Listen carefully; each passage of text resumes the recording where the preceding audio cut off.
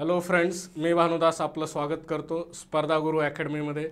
मित्रांनो, आत्ता आपल्याला सलग लागोपाठ परीक्षा आहेत। कंबाईनची मुख्य परीक्षा, त्यानंतर गट क ची पूर्व परीक्षा आहे, राज्यसेवा हो घातलेली। तर आपण या ठिकाणी गट ब मुख्य परीक्षेसाठी कंबाईन बी आणि सी 2025च्या दृष्टिकोनातून आणि त्याचबरोबर गट क पूर्व परीक्षेसाठी अशा 3 विशेष बॅचेस आपल्या विद्यार्थी मित्रांना अभ्यासामध्ये सहाय्य होण्यासाठी आणि त्यांना त्यांच्या यशापर्यंत पोहोचण्यासाठी म्हणून घेऊन आलो आहोत। ठीक आहे, तर एक एक थोडंसं मी तुम्हाला सांगतो बॅचेस सुरू कधी होणार आहेत। अनेक इन्क्वायरी चालू आहेत त्याच्या संदर्भात की कधी बॅच स्टार्ट होणार आहे, टेंटेटिव्ह डेट काय असली पाहिजे। तर गट ब मुख्य परीक्षेची बॅच ही 1 जूनला जी मुख्य परीक्षा होणार आहे समजा, त्यासाठीची 3 मार्चला सुरू त्याची टेंटेटिव्ह डेट। त्याच्यानंतर कंबाईन बी आणि सी 2025च्या दृष्टिकोनातनं, ठीक आहे, कारण आता 2025ला जी परीक्षा होणार आहे त्याच्यासाठी मुलं आत्तापासून प्रिपेअर करायला, इन्क्वायरी करायला सुरू आहेत।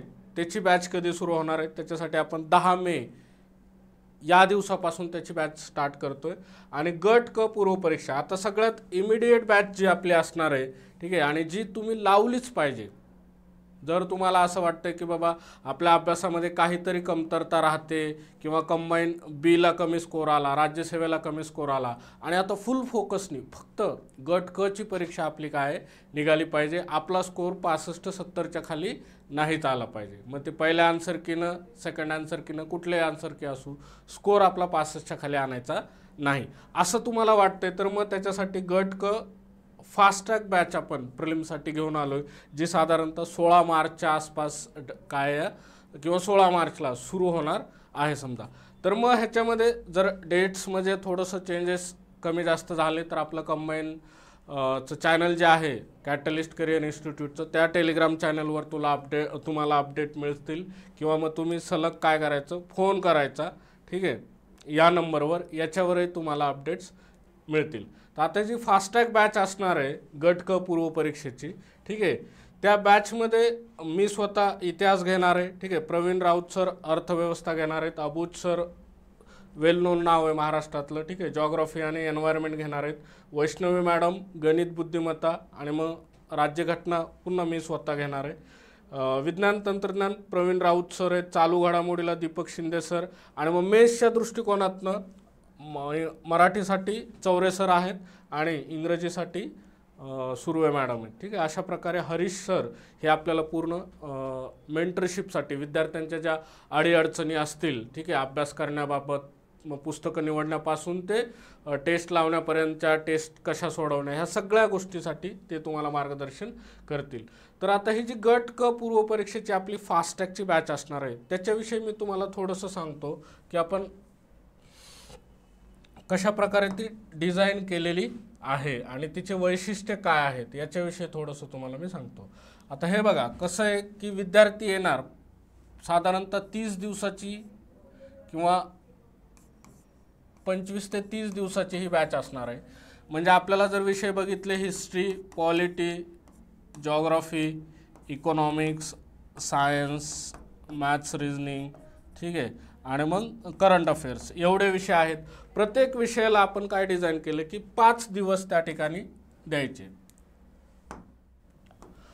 हां, पुन्हा इथं सांगतो तुम्हाला, हिस्ट्री, पॉलिटी, जॉग्राफी समजा, बाकीचे सगळे विषय आहेत, प्रत्येक विषयाला 5 दिवस द्यायचे आहेत।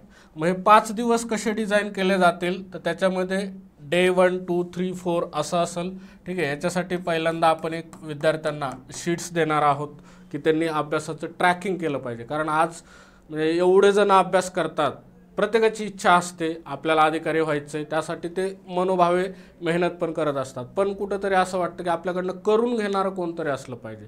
जसं लहानपणी मारून मुटकून आईवडील अभ्यासाला बसवायचे आणि करून घ्यायचे समजा, किंवा मग ट्युशन म्हणतात त्याला, लहानपणी ट्युशन लावले जायचे, तसं तुम्हाला तो फील आला पाहिजे की करून घेतलं जाते तुमच्याकडनं। याच्यासाठी मग तुम्हाला लेक्चर झालं की ते ज्या टॉपिकचं लेक्चर असेल समजा त्या टॉपिकला तिथं नाव दिलेलं असेल इथे, त्याचं मग तुम्ही घरी गेल्यानंतर PYQ बघायचं आहे, ठीक आहे। पहिलं लेक्चर झालं की लेक्चरला टिक करायचं, PYQ झालं, PYQ बघून झाले, सोडून झाले, पाठांतर झालं PYQचं महत्त्वाचा डेटाचं की PYQला हे करायचं आहे, टिक करायचं. नंतर मग तुमची रीडिंग होणार, मग रीडिंगला टिक करायचं तुमचं.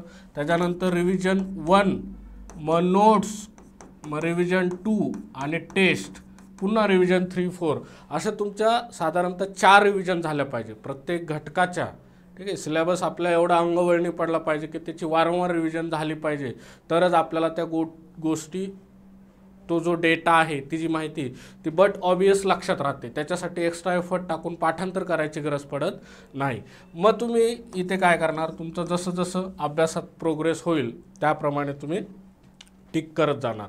मग एक विषय 5 दिवसामध्ये आपण संपवणार आहोत. तर मग त्याच्यामध्ये तुम्हाला शेड्यूल दिलं जाईल एकदम काटेकोरपणे की डे 1ला हे टॉपिक होणार, डे 2ला हे टॉपिक होणार, डे 3ला हे टॉपिक होणार, डे 4ला अशा प्रकारे, डे 5ला.